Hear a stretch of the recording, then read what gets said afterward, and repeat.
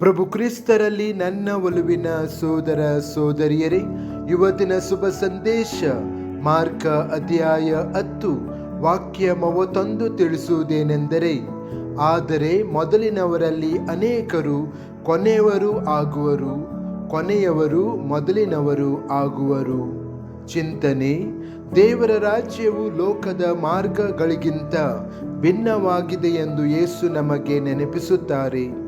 ಜನರು ಅಧಿಕಾರ, ಖ್ಯಾತಿ ಅಥವಾ ಮನ್ನಣೆಯನ್ನು ಹುಡುಕಬಹುದು, ಆದರೆ ನಿಜವಾದ ಶ್ರೇಷ್ಠತೆಯು ನಮ್ರತೆ, ಸೇವೆ ಮತ್ತು ನಂಬಿಕೆಯ ಮೂಲಕ ಬರುತ್ತದೆ.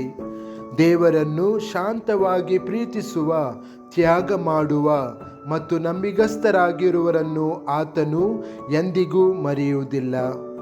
ಪ್ರಾರ್ಥನೆ: ಕರ್ತನಾದ ಯೇಸುವೆ, ನನಗೆ ನಮ್ರತೆ ಮತ್ತು ನಂಬಿಗಸ್ತನಾಗಿರಲು ಕಲಿಸಿರಿ. ಲೋಕದಿಂದ ಗೌರವವನ್ನು ಹುಡುಕದಂತೆ ಪ್ರೀತಿ ಮತ್ತು ಪ್ರಾಮಾಣಿಕತೆಯಿಂದ ಸೇವೆ ಮಾಡಲು ನನಗೆ ಸಹಾಯ ಮಾಡಿರಿ. ನಾನು ಯಾವಾಗಲೂ ವಿನಮ್ರ ಹೃದಯದಿಂದ ನಿನ್ನ ಮಾರ್ಗವನ್ನು ಅನುಸರಿಸಲು ನನಗೆ ಆಶೀರ್ವದಿಸಿರಿ. ಆಮೆನ್.